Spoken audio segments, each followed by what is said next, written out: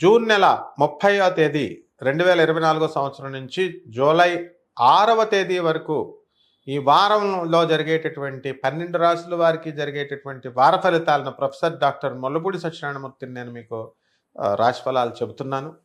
ముందుగా ఇవన్నీ కూడా ఈ వార ఫలాలన్నీ కోటాను కోట్ల మందికి కామన్ ప్లాట్ఫారం మీద చెప్పబడేటటువంటి రాశులు ఇవి. కాబట్టి ఈ కొన్ని రాశుల వారికి మంచిగా ఉంటే కొన్ని రాశుల వారికి మనకి మంచిగా ఉండవన్నమాట. ఇప్పుడు ఈ 12 రాశులకి కూడా ఈ యొక్క గ్రహాలు ఏ స్థానాల్లో ఉన్నాయో ముందు మనం చెప్పుకుందాం. మనకి కుజుడు చక్కగా కుజ గురులిద్దరూ కూడా మనకి వృషభ రాశిలోకి రావడం, ఆ తర్వాత రవి శుక్రులిద్దరూ కూడా మనకి కర్కాటక రాశిలో, బుధుడు మరి సింహరాశిలో, కన్యా రాశిలో, కేతువు మరి రాహు మీనరాశిలో, శని కుంభరాశిలో వక్రించున్నాడు.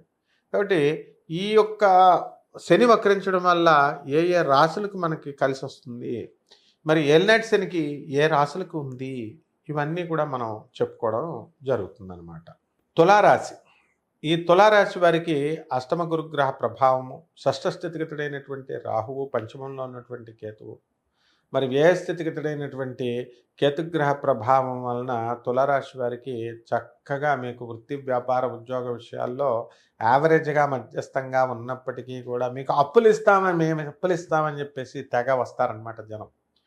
మరి మీరు ఒక బిల్డింగ్ కట్టడానికి ప్రారంభిస్తారు, ఒక పని చేయడానికి ప్రారంభిస్తారు, దాని దగ్గర పూర్తిగా డబ్బులు మీకు లేవు, అయినప్పటికీ కూడా మీకు మేము ఇస్తామండి కోరికలు అని చెప్పేసి వాళ్ళు ముందుకు రావడం అనేటటువంటిది జరుగుతుంది. ఇది మీకు చాలా ఆశ్చర్యాన్ని తీసుకొస్తుంది. అలాగే వృత్తి వ్యాపార ఉద్యోగ విషయాల్లో మీకు ఇక తిరుగు లేదు అని మనం చెప్పుకోవాలి.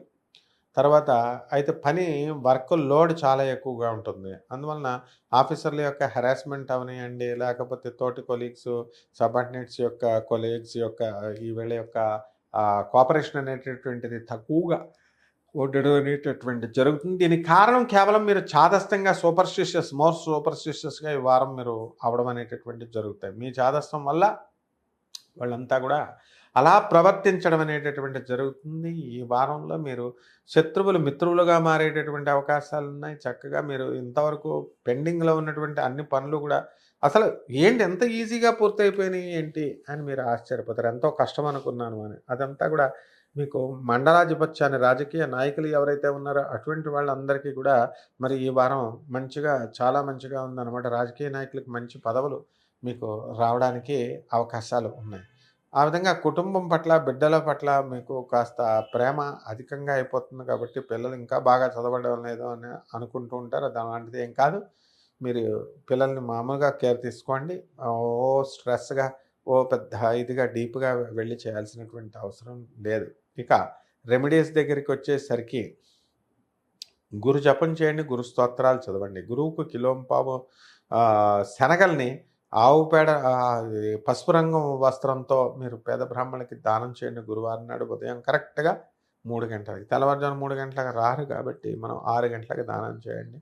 ఈ విధంగా కనుక చేసినట్టయితే బ్రహ్మాండంగా ఉంటుంది.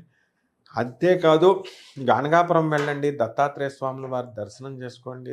ఓం దిగంబర దిగంబర శ్రీపాద వల్లభ దిగంబర అనే మహామంత్రంతో మీరు జపం చేసుకోవడం ద్వారా ఈ వారం చాలా